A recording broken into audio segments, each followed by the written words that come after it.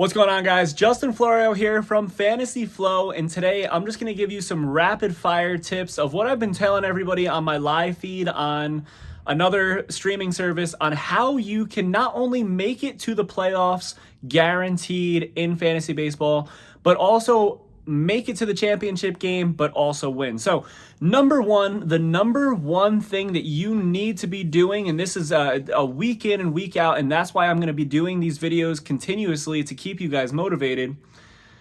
But every single day when you hop on to your app on Monday, you have to, and the ESPN and Yahoo have made this so simple where you just play the active players. And all that does is it just makes sure that you have all your, whether it's roster positions or pitchers, which is the more important piece, all the probable pitchers are automatically slated in every single day for that week.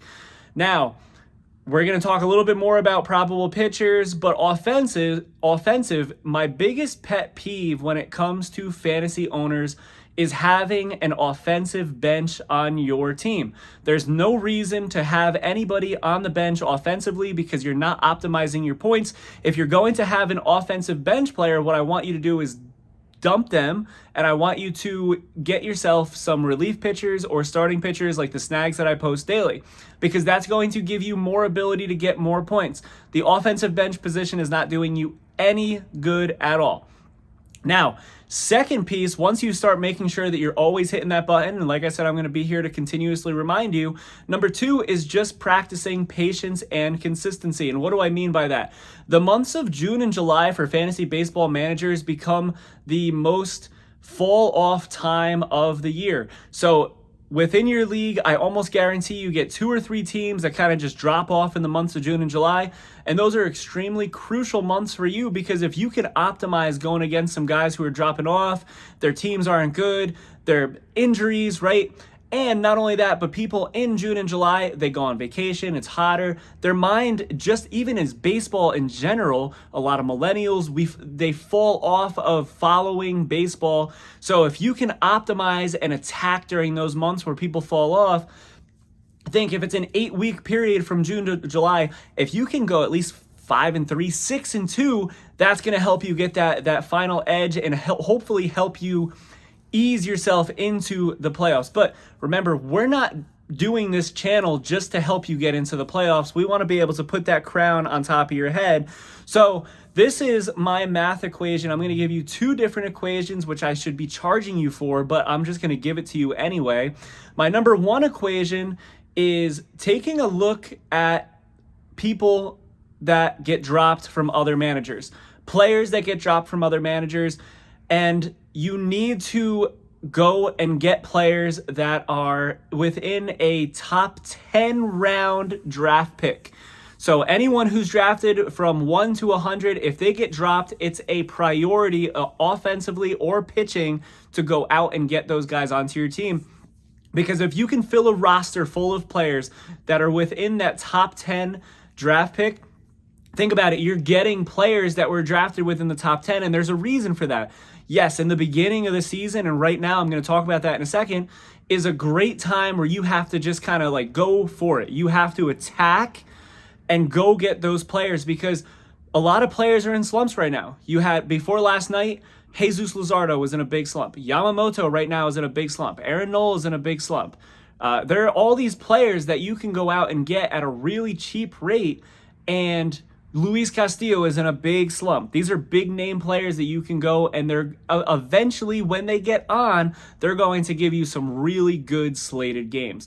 So you've started all your players. Now you're going out and how do you get these players? Number 1, players just rage drop, and they'll drop these players off their teams because they can't stand it anymore and they're willing to just move on from it. That's your opportunity. I always tell people, make sure you don't waste your waiver wire on something stupid. Make sure you get a good player so that when that opportunity comes around, you can attack. Trades. How do we make trades? Oh my goodness, I'm going to give you so much content right here.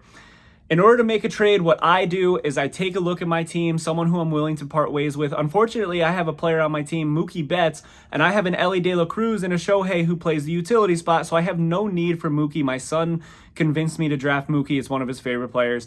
So I could take a Mookie Betts and I can pair him with a pitcher. And now that I know that I have a shortstop or a utility player, what I do is I take a look at all the different rosters in the league and I take a look at who is slacking at shortstop or utility. And once I find a team that maybe needs a shortstop, I'll take a look at their pitching and I'm going to try to go for their best ace, but I'm going to pair maybe like a mediocre pitcher on my end, maybe like a Hancock or like Luis Castillo, someone who I'm willing to part ways with. And I'm going to pair him with a Mookie and try to get myself an ace, maybe a slumping ace that someone is willing to part ways with as well. That's how I make a trade. So I take a player who I'm willing to trade, and I'm going to go take a look at all the teams in the league, see who they might need. Just for instance, my trade, I made a trade the other day involving Mookie. I traded Drake Baldwin and Mookie Betts, and I traded the two of them for Ben Rice because I could put Ben Rice at that catcher position. It was a win-win. He got a catcher, he got a great shortstop. I got my Ben Rice because I'm a big Yankee fan. And it took away that shortstop position. I don't have a bench position anymore. Now I can optimize the pitching. All right, we're going to talk about that in a second. But my second equation that I want you to do after you start your active roster every single day, what I need you to do is take a look Monday through Sunday on how many starting pitchers you have lined up. Maybe you are capped at 14 starts per week and you have a slated 9 for the week. That means you get 5 pickups for probable pitcher snags that I do my videos on daily that you can go pick up. But the biggest rule of thumb is don't waste those 5 on the first Monday and Tuesday. Just because I give you some good names, but you also have to look at where they're slated out. I always tell people take a piece of paper, Monday through Sunday, 1 through 7, and then just put next to that number how many pitchers you have going each day. For me, I love dropping the bomb on Saturday and Sunday. It's Hail Mary Sundays, right? You want to be able to have a fight. You don't want to have all your guys go by Thursday and then you're just sitting back and just hoping that everything is going to work out. You want to be able to give it your absolute all on that Sunday. And the same thing for your opponent. You want to make sure that you're kind of matched up with your opponent. If your opponent has 5 guys going on Sunday and maybe you only have 2, but you have 3 pickups for the week, right? Maybe you're 11 out of 14 for the week. What I need you to do is save those 3 pickups for Sunday so that you can match what you're going against. It's a game of chess. But remember, the other thing that you can do on that Sunday is if maybe you have a bunch of pitchers going and you have a few players that you're willing to part ways with in their pitching rotation, maybe some relief guys. What you can also do is play a game of defense where you go on that Sunday and you snag those players that you don't want to go against and you just leave bad pitchers available for your opponent so that they're not picking up the players who are most likely going to beat you, at least statistically wise. So those are my 2 big equations when it comes to fantasy baseball. You want to get the top 10 players on your team and you want to make sure you have a good idea on who your opponent has and who your probable pitchers are for the week. You know what? Who else was I was gonna talk about? I said trades. Let's leave it at that.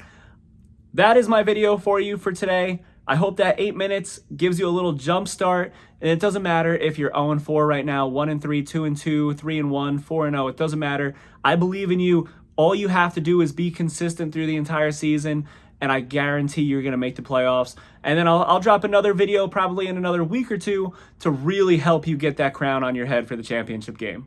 Have a great day. I'll see you guys next time. Fantasy Flow.